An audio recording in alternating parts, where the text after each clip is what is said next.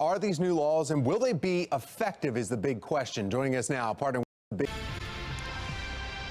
Today, November 1st, new laws impacting juveniles who commit crimes take effect. And what exactly are these new laws, and will they be effective, is the big question. Joining us now, partnering with Eldridge Crandell with that law firm, Jeremy Eldridge.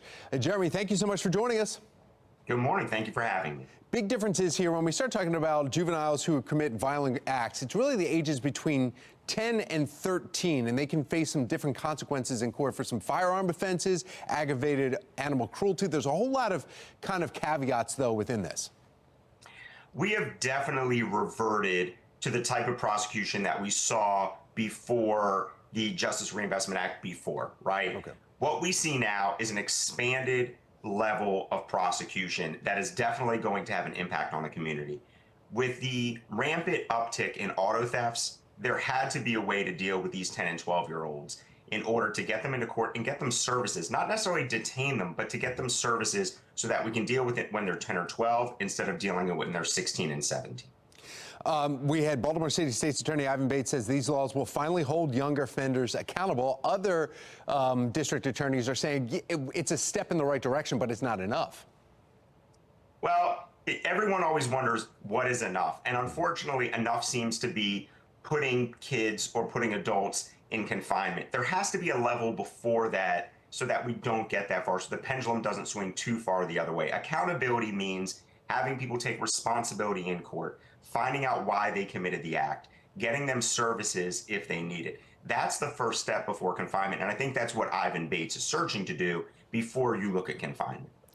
You start seeing a lot of people are arguing, saying, okay, where are the parents? Where are the guardians that are responsible? Because some 10 or 11-year-olds are getting released 11 or 12 times in a couple weeks and going right back to what they were doing. So they should start blaming the parents. Will these new laws now that take effect today a little bit eliminate that concern, saying we need to go after the parents?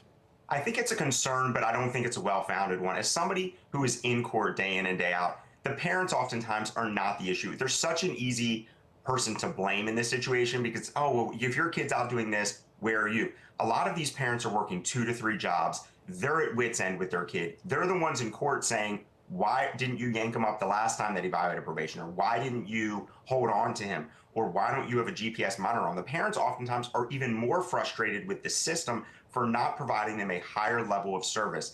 DJS is often way more of the issue than the parent, candidly.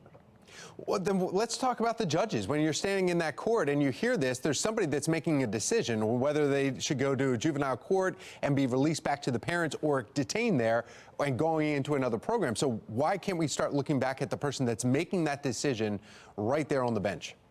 Tom, that is such a good question, but it's not just one part of the process that fails. The entire part of the process has to work well. For instance, the violent offender issue we just saw coming out of Anne Arundel County, Baltimore City, and Howard County, the perfect triumvirate, right? In that situation, everything failed. What you have to have is an agent who's actually monitoring the child. That agent promptly reports to the court. That court swiftly takes action. And then the state's attorney's office is there to make a proper recommendation for that individual to be detained or to possibly receive other services. But if those parts all break down, you can't just blame the judge. It really is a team effort. Jeremy Eldridge with Eldridge and Crandell Law Firm. Thank you so much. We appreciate it. This is why you get the 5 stars. You handle it and give us precise answers. Thank you. Thank you, Tom. Feeling stumped?